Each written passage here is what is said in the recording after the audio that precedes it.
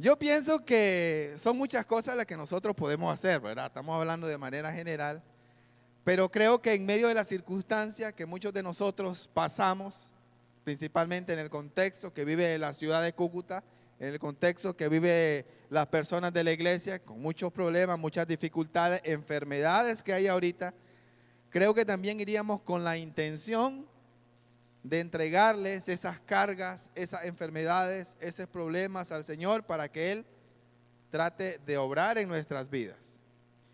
Y es algo normal. El hombre siempre trata de resolver sus dificultades, de resolver sus problemas, de resolver tantas cosas que experimenta estando en este cuerpo material que algún día obviamente va a desaparecer.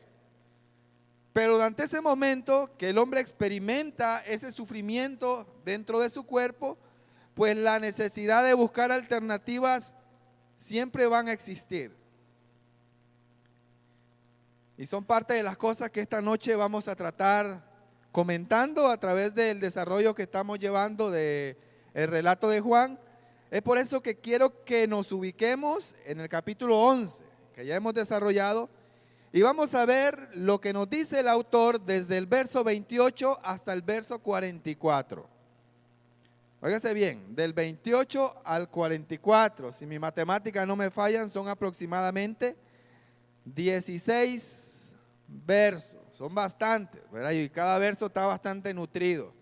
Así que no lo vamos a leer de manera general, lo vamos a ir tomando poco a poco y vamos a ir comentando, vamos a ir analizando las situaciones más llamativas, las situaciones donde el Señor trató de dar un mensaje especial en ese contexto, en ese momento a las personas que estaban allí.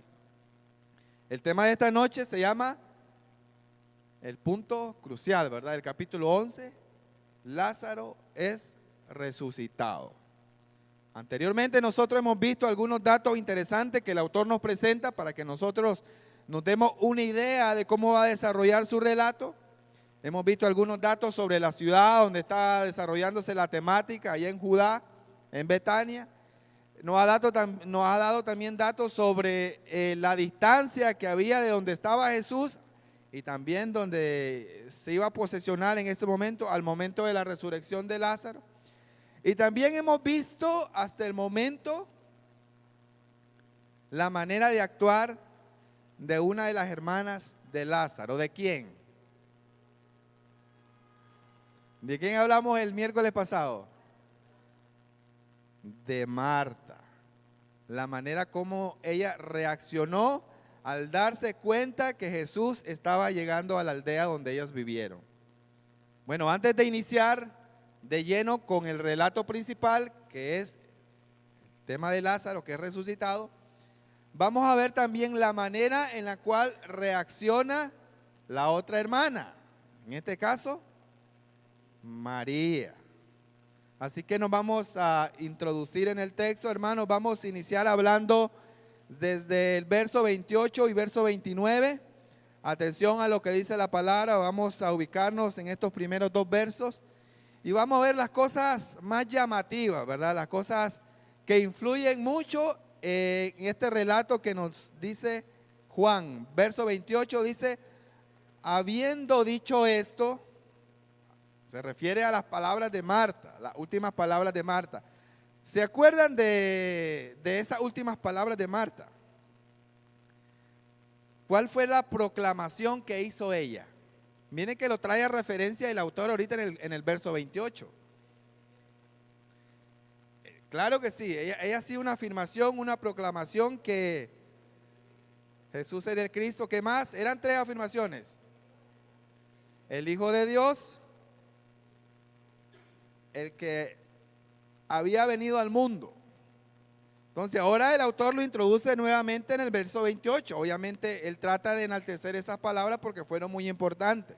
Dice: habiendo dicho esto, fue y llamó a María su hermana. Marta fue a llamar a su hermana María, dice, diciéndole en secreto: el maestro está aquí y te llama, dice. Ella, cuando oyó, se levantó deprisa y vino a él. ¿Qué les llama la atención en estos primeros dos versos a ustedes? Tratando de fomentar, ¿verdad?, el espíritu crítico, el discernimiento en ustedes. ¿Qué le llama la atención en estos dos versos? Yo sé que ahí están ya las palabras subrayadas, ¿verdad? Pero si hay aparte cosas de esas, no importa. La premura de María de ir al Señor. ¿Está bien? Muy bien. Recuerden que la primera que se dio cuenta que Jesús había llegado a la aldea fue Marta. Aparentemente, el autor no presenta, no detalla eso, pero aparentemente María no sabía que Jesús estaba allí, y lo vemos ahí claramente usando la lógica. Ella no sabía. Ella estaba de luto, estaba llorando. Recuerden que el miércoles pasado hablábamos sobre algunas situaciones, algunas costumbres que tenían los judíos a la hora de estar en ese proceso de luto. Se decía que aproximadamente los familiares pasaban 3 días llorando en su casa, lamentándose. Era parte de su cultura. Y según dicen los historiadores, los conocedores, dicen que los llantos de ellos eran llantos desgarradores. Ellos no se guardaban nada. Ellos sacaban todo ese luto, todo ese dolor, e incluso su llanto se podía escuchar a varios metros a la redonda. Y eran aproximadamente, según la costumbre judía, 3 días que ellos pasaban llorando. Los 7 días siguientes dice que era el momento donde venían los amigos, los vecinos, y acompañaban en el dolor y en el luto a las personas. Y bueno, 20 días más, que era 30 días probablemente que duraba el duelo, pues los otros 20 días hacían otro tipo de cosas, que también lo vimos el miércoles pasado. Pero sí, eso es muy interesante. Algo que a mí me llamó la atención es lo que está subrayado ahí. Que Marta fue a llamar a María y lo hizo, dice, en secreto. Es muy interesante porque realmente el escritor no nos da como ese detalle, como esa información, como esa respuesta, que por qué realmente Marta hizo llamar a María en secreto. Algunos comentaristas pues piensan algunas cosas que al final no llegan como a una concordancia, a una unificación, pero algo que me llamó la atención es el hecho de pensar de que de algún modo Jesús dice a los comentaristas que no quería darse cuenta o no quería que las personas que estaban allí se dieran cuenta que Él estaba allí.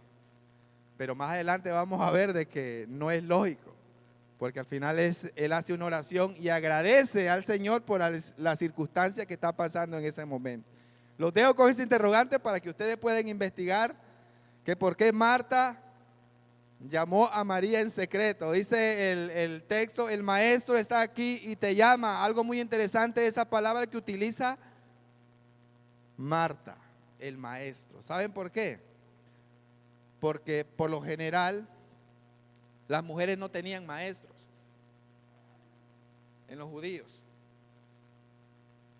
Eran los hombres que tenían maestros, tenían a su rabí. Era una cultura patriarcal, recuerden. En nuestros tiempos sería una cultura demasiado machista. Pero en ese tiempo las mujeres estaban dedicadas a otra cosa.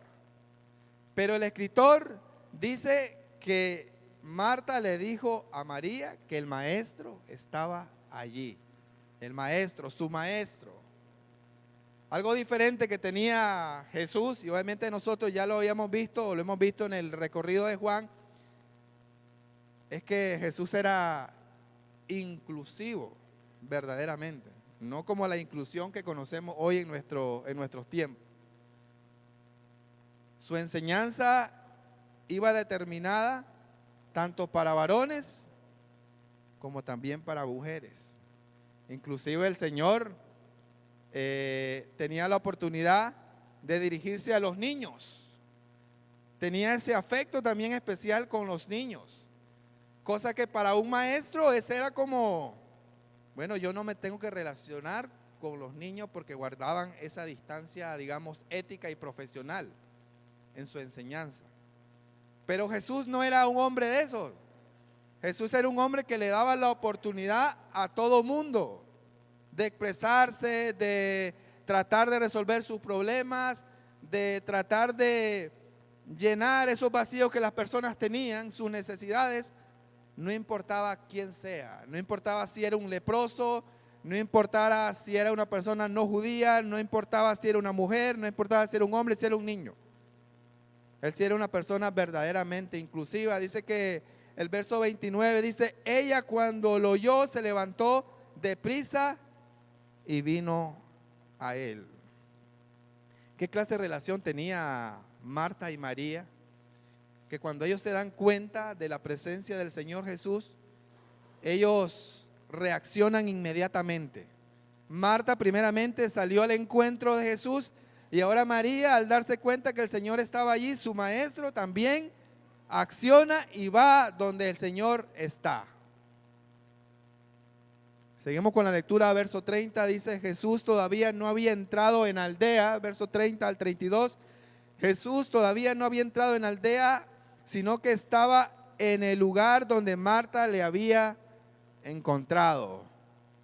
No sabemos por qué el Señor se había quedado ahí, no sabemos qué le dijo Marta para que el Señor se quedara ahí, no sabemos el propósito verdadero. Algunos dicen que porque el cementerio quedaba cerca, dicen algunos comentaristas, entonces Jesús se quedó ahí en ese momento.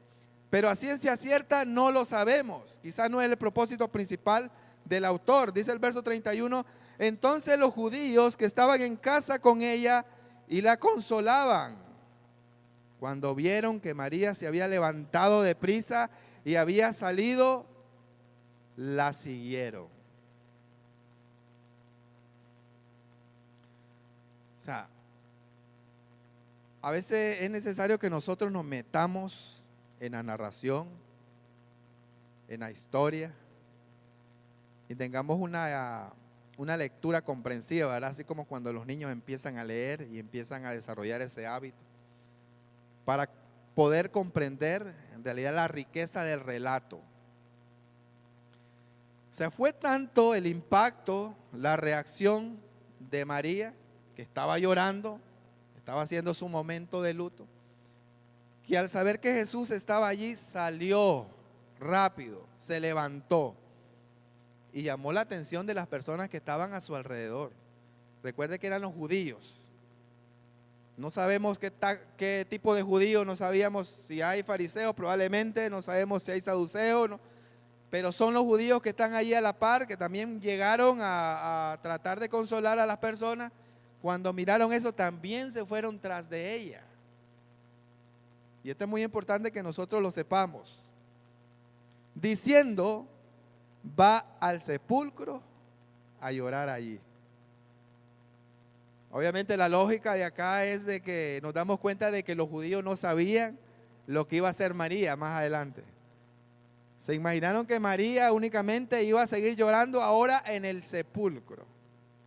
Verso 32 dice, María cuando llegó a donde estaba Jesús, al verle se postró a sus pies diciéndole, Señor, si hubieses estado aquí, no habría muerto mi hermano. Las mismas palabras prácticamente que pronunció Marta, las vuelve a pronunciar María.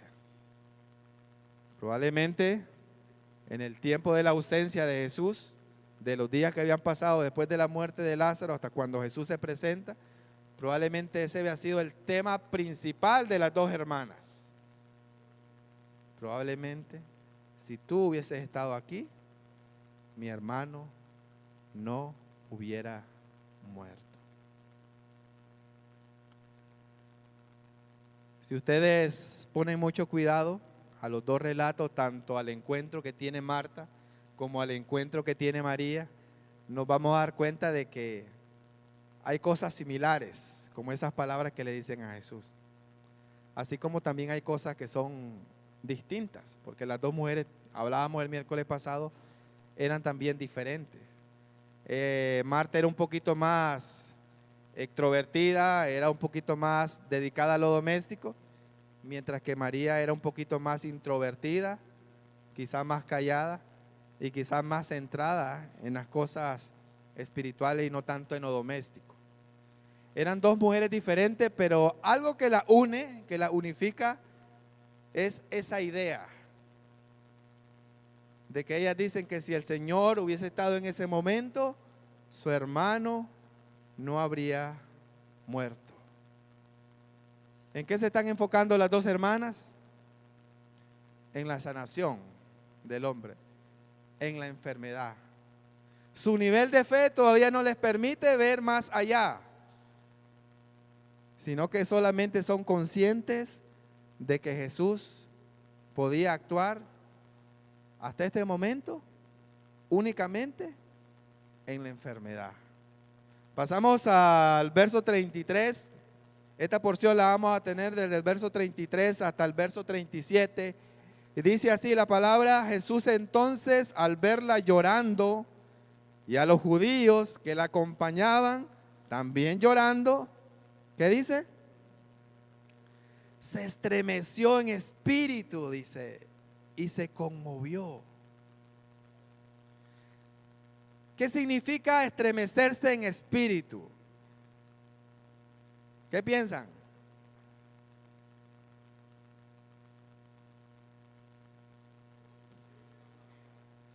Se compungió. Ahora vamos a definir qué significa compungirse. Se entristeció mucho. Se impactó, dice la hermana Mónica. El hermano Alexander dice se tuvo compasión. Se estremeció. ¿Qué más? Los hermanos de atrás. Se compungió del dolor. Se metió en el dolor. Fue empático. Es lo que manejamos nosotros comúnmente, ¿verdad? Es lo que nosotros hemos aprendido y es lo que nosotros notamos cuando leemos de manera superficial la Escritura. Pero saben que hay algo muy interesante que a mí me dejó hoy compungido, impactado. Y es que si nosotros estamos utilizando la Reina Valera 1960, no sé si alguien tiene la NBI por ahí, sino la Nueva Traducción Viviente. Mire lo que dice la NBI, escuche bien el hermano Alexander. Sí, verso 33.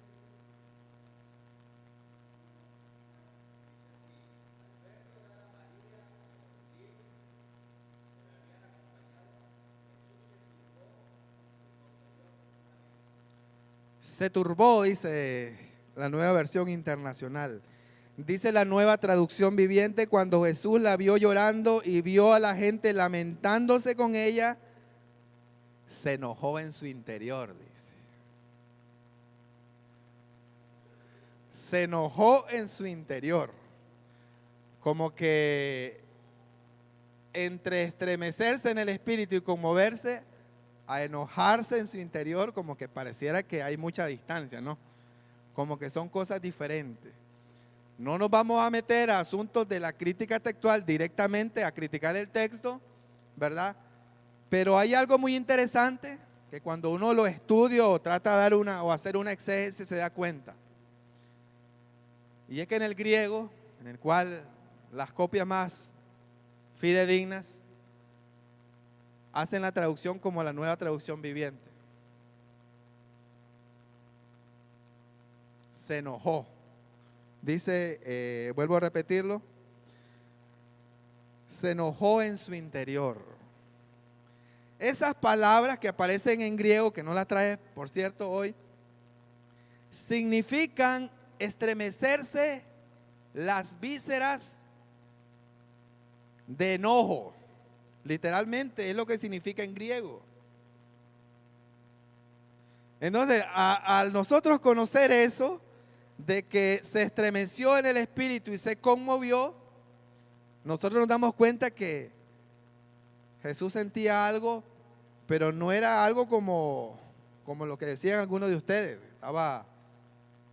Y lo que manejamos comúnmente nosotros, y lo que nos imaginamos cuando nosotros participamos de un funeral, que vemos a las personas y hacemos lo que comúnmente habíamos entendido con parte de Jesús: conmovernos, entristecernos. Pero hay algo profundo en ese texto que incluso hace que Jesús tome esa reacción de enojarse. ¿Y saben cuál es? Es que los judíos, inclusive Marta, inclusive María, no tienen desarrollado ese discernimiento, esa fe en las cosas que están pasando en ese momento. Dice el texto que Jesús entonces, al verla llorando y a los judíos que la acompañaban también llorando, se estremeció en el espíritu y se conmovió. En el griego dice que él estaba enojado, en el original, ¿verdad? En el cual se redacta el texto. Pero ¿por qué ese enojo? Vamos ahora a tratar de solucionar esto. ¿Por qué ese enojo? Más adelante lo vamos a ver, ¿verdad?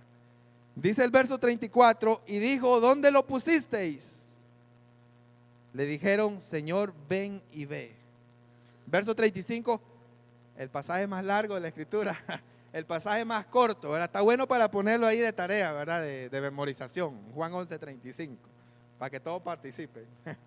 Verso 35 dice, Jesús lloró. ¿Ustedes saben cuántas veces aparece esa reacción de Jesús en la Biblia, sobre todo en el Nuevo Testamento? ¿Cuántas veces Jesús hace relucir esos sentimientos tan profundos? ¿Cuántas veces Jesús llora en la Biblia? Buena tarea, ¿verdad? Buena investigación. Hasta donde yo sé, ¿verdad? Quizá hay otra más. Solo 2 veces aparece Jesús llorando en la Biblia. Esta es una de ellas. Y más adelante cuando Jesús está entrando a Jerusalén y ve a la ciudad de largo. Y él también se compunge de espíritu. Usa la misma palabra y es la misma reacción que Jesús tiene. Y habla de la destrucción, ¿verdad? De Jerusalén más adelante. Pero él cuando mira la ciudad también tiene esa misma reacción. Es la misma palabra que se utiliza, la misma reacción de llorar.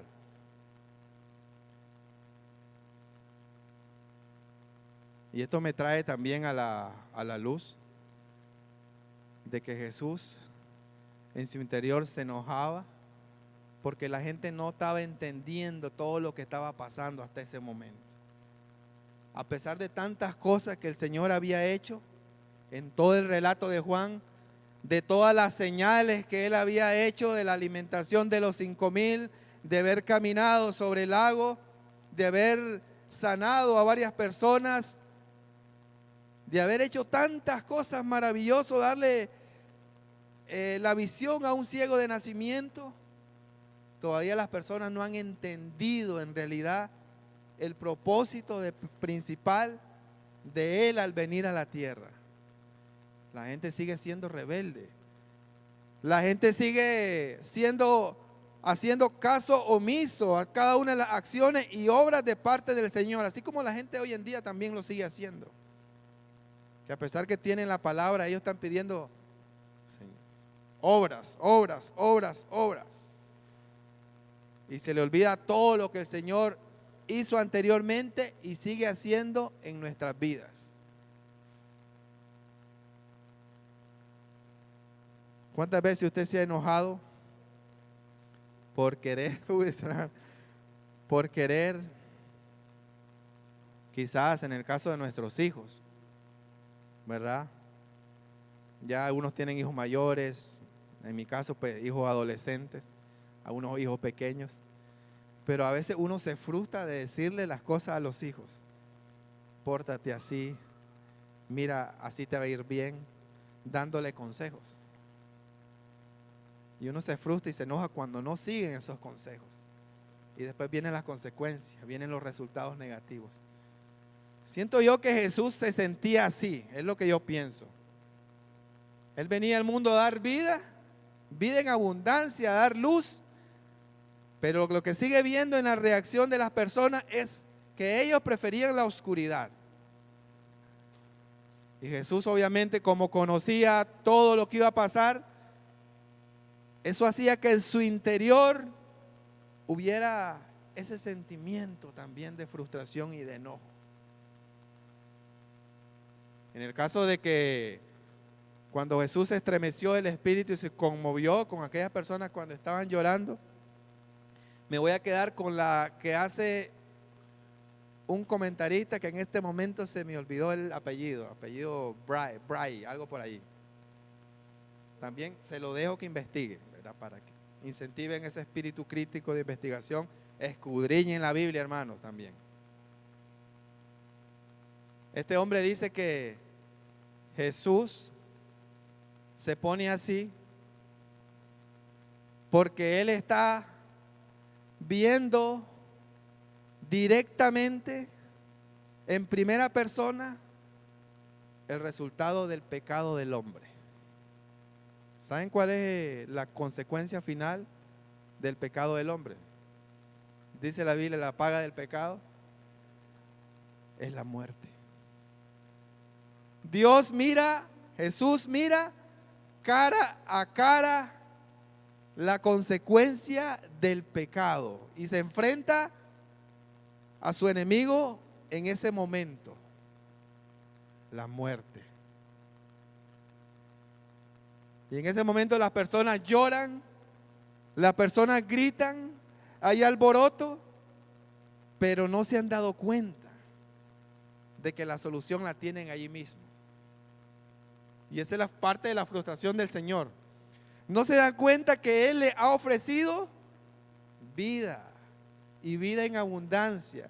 No se han dado cuenta que Él le ha ofrecido la vida eterna y que la muerte, aunque es dolorosa, aunque es triste, aunque es impactante, no es el fin.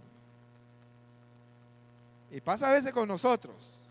Y es natural, lo decimos nosotros. Cuando una persona fallece, cuando un amado de nosotros fallece, lloramos, nos ponemos mal.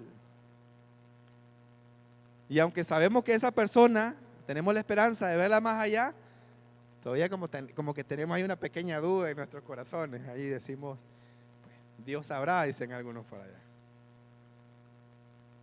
Pero si nosotros tenemos la fe suficiente, como la quiere el Señor, nosotros no debemos tener duda en absoluto de lo que Dios nos promete, porque si Él nos prometió ver su gloria, si Él nos prometió darnos vida, Él va a cumplir con esa promesa. Dice el verso 36, dijeron entonces los judíos, mirad cómo le amaban. Era lo que ellos se imaginaban, que Jesús estaba llorando porque Él amaba a Lázaro. Verso 37, y algunos de ellos dijeron, ¿no podía este que abrió los ojos al ciego haber hecho también que Lázaro no muriera? ¿Cómo estaba el nivel de fe de los judíos? ¿Estaba igual que el de Marta? ¿Estaba igual que el de María? Ellos creían que Jesús tenía el poder únicamente para sanarlo.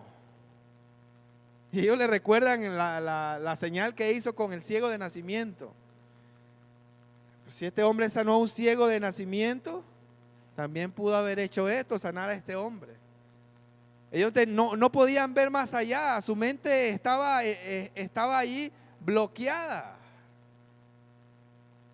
Con este cuerpo natural que a veces tenemos, con esta mente física. Mas nosotros tenemos que ver, hermanos, muchas veces con ojos espirituales. Verso 38 al 40 dice, Jesús, profundamente conmovido otra vez, nuevamente se conmovió el Señor, vino al sepulcro, dice. Era una cueva y tenía una piedra puesta encima. Una pregunta interesante que quiero hacer en esta noche. ¿Creen ustedes que Jesús sabía lo que iba a pasar en ese momento? ¿Creen ustedes que Jesús conocía lo que iba a hacer en ese momento? Obviamente que sí, ¿no? Es lógico. Entonces, eso como que también trae o es este argumento para creer que Jesús estaba entristecido del espíritu o estaba enojado por la reacción de ellos, pero no porque no sabía lo que iba a hacer. Estaba conmovido por lo que hablamos anteriormente, pero no por la muerte de Lázaro, porque él sabía que lo iba a resucitar. Si Jesús hubiese estado conmovido, entonces como que indirectamente nos diríamos, bueno, entonces como que Jesús no estaba pensando que lo iba a resucitar. Los dejo de tarea para que investiguemos, hermanos. Jesús, profundamente conmovido, otra vez vino al sepulcro. Era una cueva y tenía una piedra puesta encima. Habían varias maneras de sepultar a los difuntos en el pasado. Una de ellas era esta: en una cueva y poner una piedra encima, así como cuando sepultaron a Jesús. Verso 39, dijo Jesús: quitad la piedra. Marta, la hermana del que había muerto, le dijo: Señor, hiede ya. Algunos de ustedes han tenido esa experiencia fea de sentir el olor de una persona en descomposición. Gracias a Dios no lo he sentido. Pero las personas que sí lo han sentido y me lo han manifestado dicen que es una de las cosas más feas que han sentido en su vida. Que es algo totalmente terrible sentir ese olor a putrefacción y sobre todo de una persona. Dice que es todavía el doble que un animal muerto. Terrible, ¿verdad? Pero le dice Marta: Señor, hiede ya, porque es de 4 días. Los egipcios embalsamaban a sus muertos, los preparaban para que no se descompusieran. Por eso es que ahora hay momias de tantos de miles de años. Los judíos no tenían esa costumbre, solamente ponían encima del cuerpo muchas hierbas para que ese olor de las hierbas pues contrastara con la descomposición de los cuerpos. Verso 40, Jesús le dijo: no te he dicho que si crees verás la gloria de Dios. Y con esa pregunta yo trato de darle respuesta también al enojo de Jesús en ese momento. Si ya Jesús anteriormente le había dicho a las personas, y en este caso a María y a Marta, que Jesús era capaz de tantas cosas solamente con creer, pues quizá la reacción de llorar y hacer ese alboroto, pues quizá no le gustó tanto a Jesús, ¿verdad? Es lo que yo pienso. Quizá ellos miró el nivel de fe de ellos muy bajito y sintió que estaban dudando de él. Así cuando nosotros enseñamos a nuestros hijos, en iglesia, donde sea, y los hermanos, nuestros hijos, nuestros familiares vuelven a caer en lo mismo. Sentimos como hay un poquito de enojo, ¿no? Pues decimos: volvió a caer el hermano y ya se lo habíamos dicho. Y volvemos a decirle al hermano y vuelve a caer en lo mismo. Jesús le dice: no te he dicho que si crees verás la gloria de Dios. Entonces, ¿por qué lloras? Entonces, ¿por qué reaccionas así? Si en realidad yo soy capaz de hacer cualquier cosa. Y es el nivel de fe que nosotros tenemos que encontrar. Versos 41 y 42 dice: entonces quitaron la piedra de donde había sido puesto el muerto. Decía un comentarista, y estaba bien muerto, decía un comentarista, y me dio mucha gracia eso. Y Jesús, alzando los ojos a lo alto, dijo: Padre, gracias te doy por haberte oído. Yo sabía que siempre me oyes, pero lo dije por causa de la multitud que está alrededor, para que crean que tú me has enviado. Y ahí se cae el argumento que yo decía al inicio, que algunos pensaban de que Jesús se había quedado en ese lugar para que los judíos no lo miraran, aunque no se dieron cuenta. Más bien Jesús da gracias por medio de su oración de lo que está pasando y las personas que están alrededor de ahí, porque ellos se están dando cuenta que Jesús está actuando por la voluntad de su Padre. No está actuando de manera autónoma, aunque Él lo puede hacer perfectamente, no dudamos de eso. Pero Él ha enseñado que toda la autoridad que esté ejerciendo en la tierra viene de parte de su Padre. Y con esa oración que Juan nos la presenta, pero lógicamente nos la muestra ahí,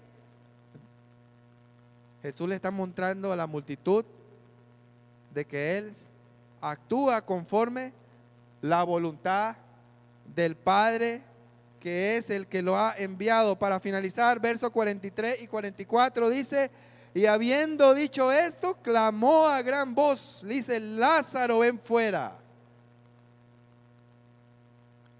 Y el que había muerto salió, dice, atadas las manos y los pies con vendas, y el rostro envuelto en un sudario.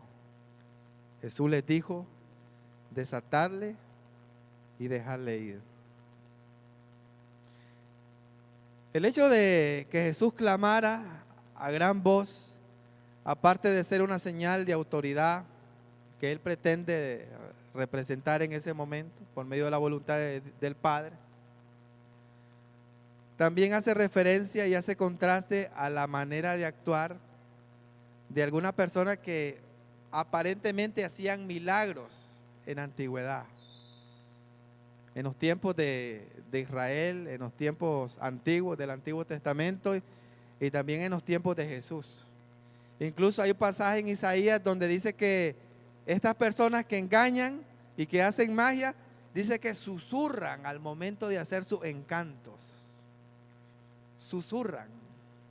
Lo hacen calladitos porque traen algo ahí bajo la manga.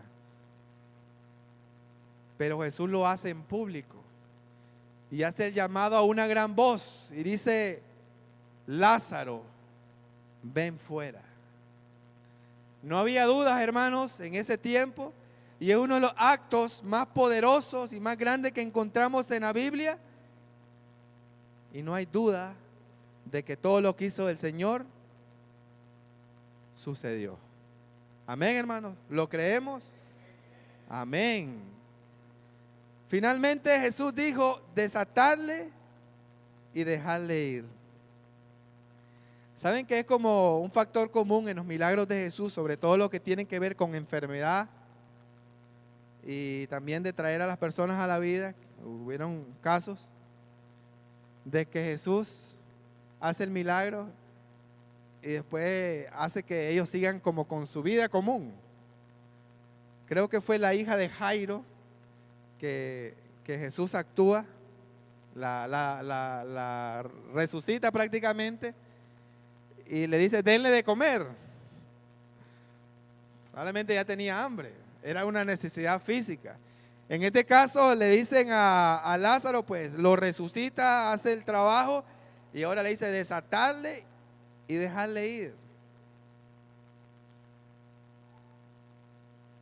Vamos a ver las conclusiones, hermanos, rápidamente, que traigo en esta noche. Pongamos mucha atención porque es como el punto culminante de este capítulo. Y es lo que al final nosotros nos llevamos en medio de tanta información que muchas veces es interesante. La número 1, Jesús responde cuando le buscamos con fe. María corre hacia Jesús a saber que Él ha llegado. Aunque su corazón está quebrantado, lo busca. Hermanos, aun cuando nosotros no entendamos lo que Dios hace en nuestras vidas, aun cuando veamos que las situaciones no tienen solución, aun cuando nosotros, como dice el canto, que a veces no entendemos las maneras de actuar del Señor, Él obra a veces de manera misteriosa. Aun cuando pase todo esto, hermanos, nosotros debemos de buscar siempre al Señor con fe, confiando que Él puede actuar de distintas maneras. La número 2, Dios se conmueve de nuestro dolor. Jesús lloró, hermanos, y probablemente lloró de enojo, probablemente también se conmovió de la tristeza, pero también la Biblia nos muestra de que Él está atento de nuestras dificultades, de nuestros dolores. Salmos 34, 18 dice que Él está cercano de los quebrantados de corazón. Hermanos, Dios no ignora nuestro dolor, nuestras circunstancias, nuestros problemas. Él está siempre cerca de nosotros, conmovido. Número 3, nuestra incredulidad puede estorbar lo que Dios quiere hacer. Cuidado, hermano. Cuidado con su nivel de fe. Muchas veces queremos ver la gloria de Dios, queremos que el Señor haga grandes cosas en nuestra vida, pero muchas veces somos incrédulos. Desarrollemos, amados hermanos, ese nivel de fe. Número 4, la oración precede a los milagros. ¿Cuántos lo creen que la oración tiene poder? Y nosotros lo hemos experimentado aquí en la iglesia de Cúcuta, hermano. Siga orando, siga pidiéndole al Señor, pero sobre todo, pídale con fe para que Él actúe. Finalmente, hermanos, lo más importante que nosotros podemos ver en esta porción bíblica, Jesús tiene autoridad sobre la muerte. Dios es capaz de todo. El Señor no tiene límites. El Señor todo lo puede. Y lo vimos en este relato, que vence la muerte y también más adelante la vuelve a vencer para darnos a nosotros vida y vida en abundancia, vida eterna. Dios les bendiga, hermanos. Nos seguimos viendo el próximo miércoles con el desarrollo de la clase del relato de Juan. Bendiciones, hermanos.